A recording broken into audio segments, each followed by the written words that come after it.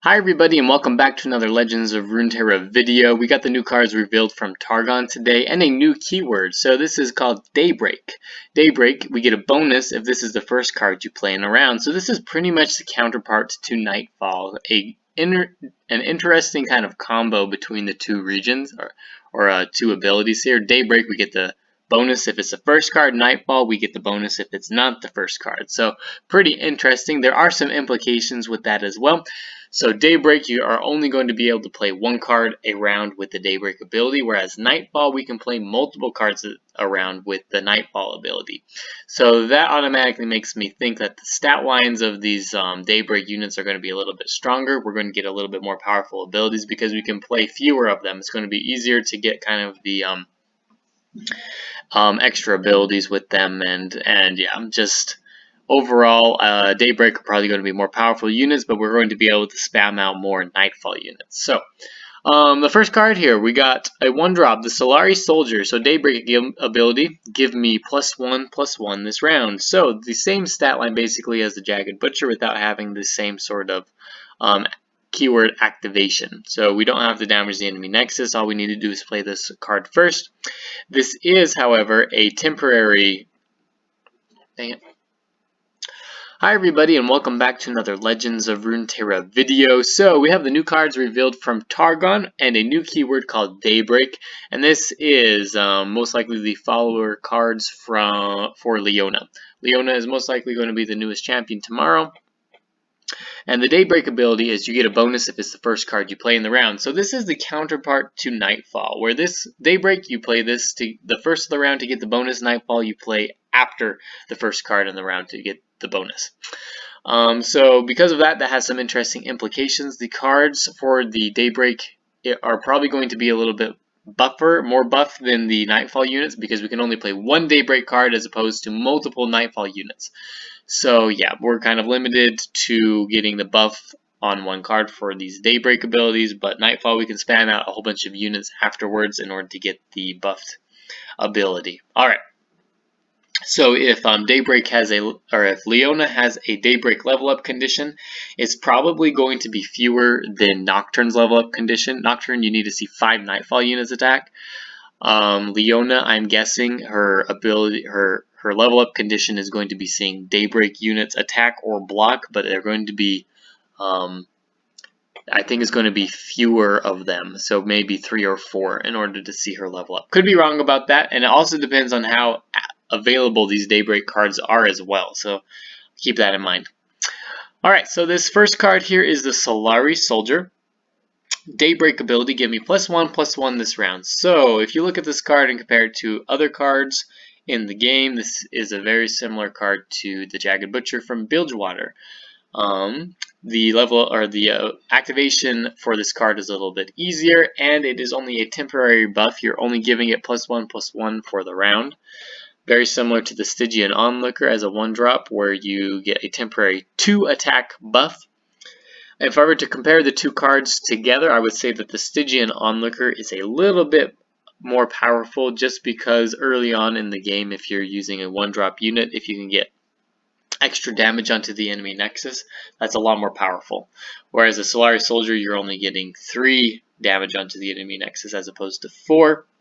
Yeah, and there's a lot of times where this card is going to be able to be blocked because the Stygian Onlooker has Fearsome, is going to be able to more often than not make contact with the enemy nexus and not be able to be taken out. So there's that.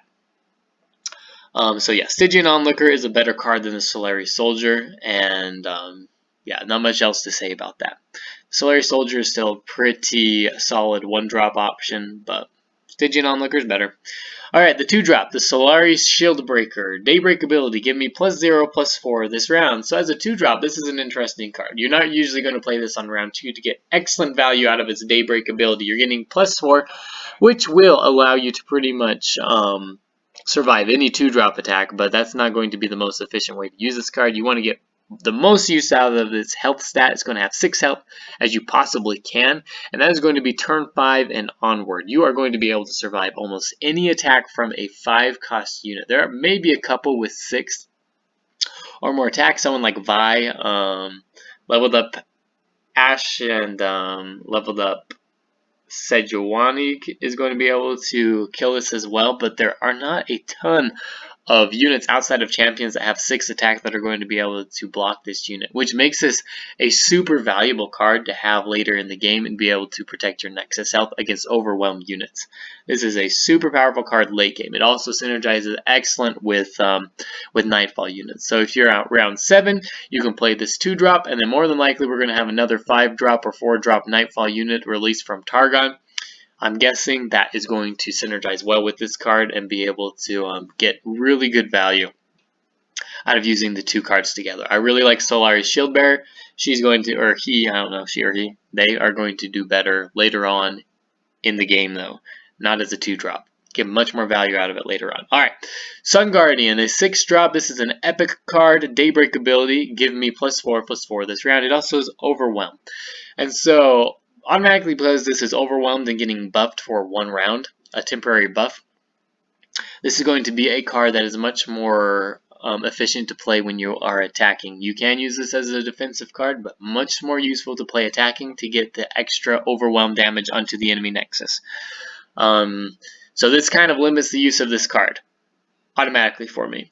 And because we can only play 1 Daybreak card a round in order to get the buff, and we can spam out multiple Nightfall units, I don't think that this card is going to be the most efficient Daybreak card to include into a deck. Yeah, simply because it's limiting what kind of Nightfall cards we're going to be able to play, and it is only going to be really efficient and optimized when you are attacking and not defending. So it kind of limits what we can do with this card.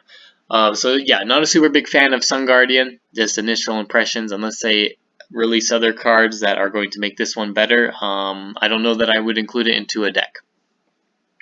And it also kind of depends on the cost of Leona as a champion card as well. That's going to determine how efficient this card is. I think that Leona is going to be a 3 or 4-drop if I were to guess, because we don't have any of those mana drops in the cards released here. And for a champion to be most efficient, I think it's going to have to be in that range where these cards are 1, 2, 6, and 5. Alright, so this last one, the 5-drop, Raven Daylight's Spear. Daybreak ability. We are creating a random Daybreak card in hand, so pretty similar to the Nightfall card we got yesterday. This is a unit though, and we're creating, I think, pretty good units for the most part. I don't think you're going to be upset if you create the Sun Guardian in hand, even though I wouldn't main deck it.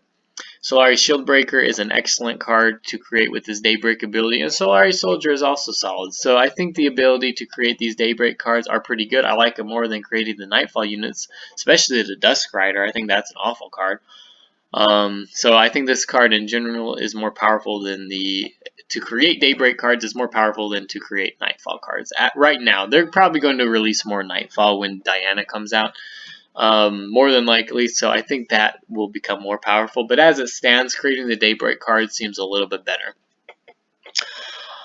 Yeah, and just card generation in general is pretty powerful as well, especially if it's controlled card generation. You are knowing exactly which cards that you're going to get right now. Alright, and for this second ability, I'm a little bit confused. It says it's always day for us. If I were to guess, Leona is going to have something to do with this as well, but as a general guess, and this could be wrong, I think you're going to be able to get multiple uses out of Daybreak around. So normally you're only going to get it on the first card. If it's always day, I think you're going to be able to get it on subsequent cards as well, and perhaps the Nightfall abilities won't work. So if that is the case, this card may not synergize very well with Nightfall cards and abilities. And I imagine that when they release Diana, there is going to be a counterpart Nightfall unit who does the same thing as a 5-cost unit, and is going to have an ability that says it's always night for us. I think that's pretty easy to infer from this card, and so this may be kind of like an Allegiance kind of Daybreak card that makes it so that you can play multiple Daybreak units and get multiple uses out of them.